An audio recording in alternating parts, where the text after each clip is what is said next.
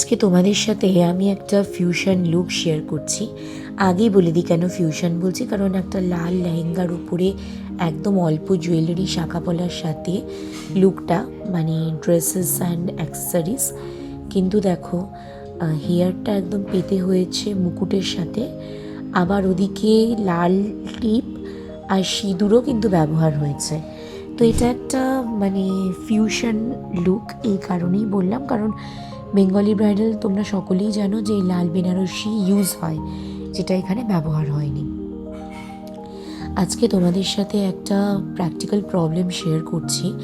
যারা বলো যে মডেল হায়ার করতে পারবে না, ড্রেস হায়ার করতে পারবে না, ঠিক আছে, এই প্রফেশনে সমস্যাগুলো হতেই পারে।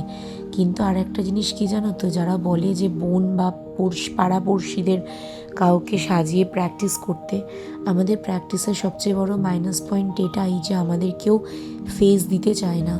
নন পেড মডেলরাও অনেক সময় চায় ভালো ফটোগ্রাফার, পেড মডেল তো ছেড়েই দিলাম, আর পরিচিতদের মধ্যে সকলে কিন্তু কোঅপারেট করে না। কেউ একবার ফেস দিলেও তারা কিন্তু চায় না সেকেন্ড টাইম সবসময় ফেস দিতে বা সব কিছুতে। তো এই প্র্যাকটিক্যাল প্রবলেমগুলো নিয়ে কিন্তু কেউ কথা বলে না। ইভেন যারা মেকআপ শিখে বেরোয় তাদের অনেকেরই অনেক সমস্যা হয়।